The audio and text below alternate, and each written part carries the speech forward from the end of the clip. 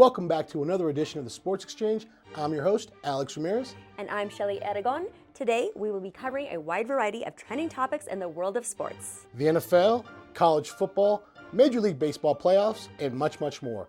Great, let's get started, Shelly. Well, it happened again.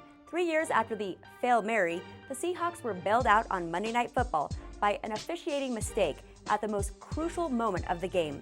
Just before Calvin Johnson crossed the goal line, which would have given the Detroit Lions the lead with less than 2 minutes left, Seahawks safety Cam Chancellor punched the ball out.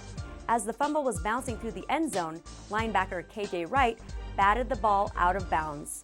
Replay shows that Wright should have been called for a penalty because it's illegal to bat the ball out of the end zone like he did. The call pushed the Detroit Lions season to 0-4. And it really is unfortunate. The Detroit Lions do fall to 0-4, and it was a tough game.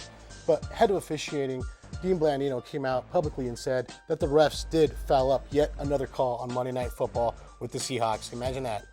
Yes, they did. What a wild week 4 in the NFL.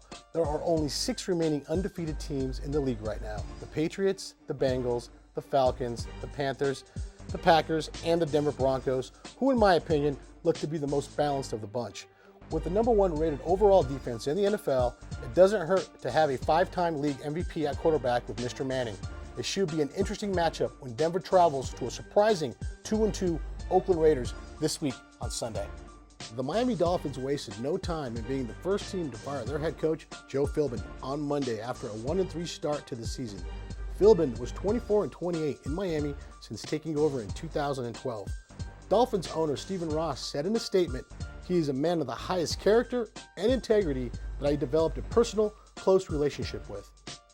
With the start of NHL this week, San Jose Sharks forward Rafi Torres sat out all of last season due to an ACL injury, and now will sit out 41 more games after the NHL handed the San Jose Sharks forward a heavy suspension for his hit on Jacob Silfverberg Saturday night.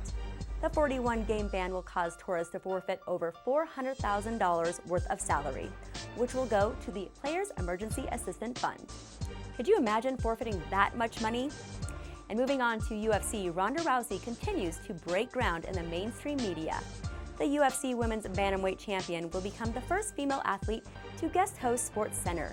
Rousey will co-host this week and is quoted as saying, "I'm excited to co-host SportsCenter. I've always appreciated the support ESPN has shown me, and I'm honored to be the first female celebrity co-host." Ronda Rousey can co-host any show she wants with me.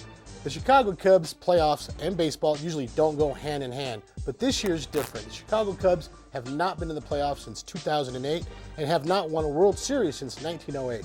So it's only right that Cubs fans rearrange their lives this week for the wild card game against the Pirates. One student from the University of Illinois by the name of Ben Larson emailed his professor requesting his midterm to be rescheduled. His professor agreed to move it to another day. And finally, this week's Pac-12 game of the week took HBTV Sports to Boulder, Colorado, where the 3-1 Colorado Buffaloes took on powerhouse Oregon Ducks. With the game being delayed by a rainstorm and thunder and lightning, the Buffs came out super ready to play against the Oregon Ducks. Colorado was in the game at halftime. It was 17-17, but the wheels fell off in the second half, and the Buffs lose 48-21. Tough loss for the Buffaloes on national TV. Better luck next week against Arizona State. Well, that wraps up another edition of the Sports Exchange. I'm Alex Ramirez. And I'm Shelly Aragon. We will see you next week.